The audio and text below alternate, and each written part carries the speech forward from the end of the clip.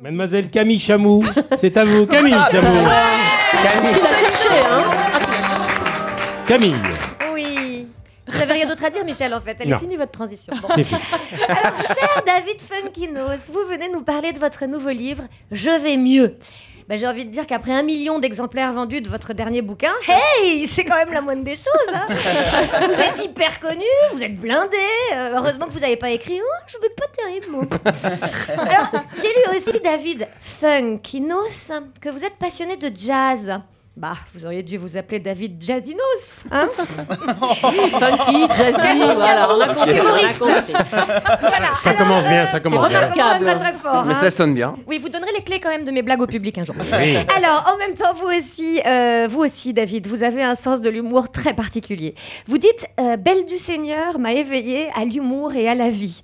C'est le premier écrivain qui m'a vraiment fait rire. Donc, Solal et Ariane qui finissent drogués, déchus et isolés dans une chambre d'hôtel sordide, pour vous, c'est de la comédie. Hein. Ok. Alors, si vous voulez bien vous marrer, moi, je vous conseille Le choix de Sophie. Hein. À un moment, il y a une meuf qui doit choisir si elle tue son fils ou sa fille. Gros délire. Hein. Je pense que ça peut vous éclater. À l'inverse, David, ne lisez jamais Astérix, hein, parce que je vous le dis, vous n'allez pas supporter, vous allez trouver ça hyper triste. Étonnant, David Funkinos. Alors, vous avez vendu 1 million d'exemplaires de La Délicatesse. Pourtant, rien ne vous prédestinait aux lettres, hein, on l'a dit, pas de bouquin chez vous, des parents pas du tout littéraires. C'est donc suite à un problème de santé que vous vous plongez à 16 ans dans la littérature. Vous allez redonner espoir à plein de parents qui nous écoutent, là, David. Oh là là, mon fils aussi, il est bête, il est ignare. Si seulement il pouvait nous faire un petit dysfonctionnement de la valve, dis donc. Enfin, tout le monde n'a pas cette chance. Donc, à 18 ans, hein, David, vous lisiez Albert Cohen toute la journée. Vous écoutiez du jazz. Vous étiez prof de guitare. Ouais, enfin, vous vouliez juste choper des meufs, quoi. Non, ce soir, je sors pas, je relis Belle du Seigneur. Mais passe chez moi, si tu veux, on écoutera Duke Ellington en parlant littérature. Vous êtes si malin, David. Vous avez dû bien vous amuser. Alors, aujourd'hui, vous nous livrez l'histoire d'un architecte qui voit sa vie basculer suite à un mal de dos. Vous auriez pu faire préfacer votre bouquin par Michel Simès et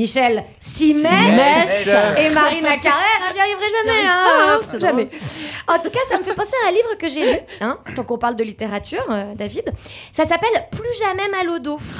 C'est écrit par Véronique, de Véronique et Davina. En fait, si vous voulez, tout vient du dos. C'est pour ça l'expression en avoir plein le dos et tout ça. Enfin bon, on n'est pas là pour parler des autres grands auteurs, hein, on est essentiellement là pour parler de vous. En plus, moi, j'adore comment vous parlez de votre métier au quotidien. Vous dites j'écris plutôt le matin, mais très honnêtement, l'écriture d'un roman, ça obsède. Donc vous écrivez même quand vous n'écrivez pas. J'adore ce vieux prétexte pour glander. Hein. Dis chérie, c'est toi qui vas faire les courses? Tu fais rien depuis ce matin, là tu traînes sur le canapé. Ah non, mais mon cœur, moi j'écris même quand j'écris pas. Moi aussi je l'utilise beaucoup ce truc, hein, David.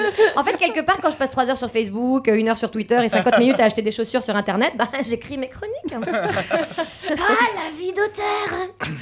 Alors vous dites aussi, avant quand je vendais 4000 exemplaires, j'étais un grand écrivain. Maintenant je vends 1 million, je suis devenu suspect. On devient une cible. C'est la catastrophe du succès. Bon, rassurez-vous, hein, c'est quand même beaucoup moins grave que la catastrophe de l'échec. Je peux vous dire que Charlotte, ça fait 4 ans qu'elle fait lire à tout le monde ce roman « Je viens des montagnes ». Elle galère, hein. Et je fais du cerf-volant. Elle aussi, elle adorerait connaître la catastrophe du succès. Oui. Hein. D'ailleurs, tous ici, on adorerait être touchés par cette catastrophe. Vous dites, David, qu'être écrivain, c'est être à l'écoute, que vous êtes une éponge. Alors, s'il vous plaît, absorbez tous nos défauts, l'hypocondrie de Michel, la loose de Charlotte, le look métrosexuel de Camille Combal. Arrêtez avec ça. Le plomb platine de Julie et ma carence ma mère. Et faites de tout ça le plus beau des romans. Vous l'appellerez Faites entrer et je vous jure, ce sera un best-seller. Oh, bravo. Super, bravo. Camille Combal. À revoir sur europe1.fr. Camille Chamou. Ouais, ça va être dur à écrire tout ça. Mais j'aime bien parler de Camille Combal, même quand il ne fait rien. Alors Camille Chamou, je vous signale, vous pouvez l'applaudir dans la pièce de Laurent Baffy, Les Bonobos. Oui. Mais si vous voulez voir sa carence ma mère, elle sera à Bobino. Elle se produira avec tous les humoristes d'Europe 1. Ce sera le 18 février prochain. Ce sera une grande fête. Merci Camille Chamou.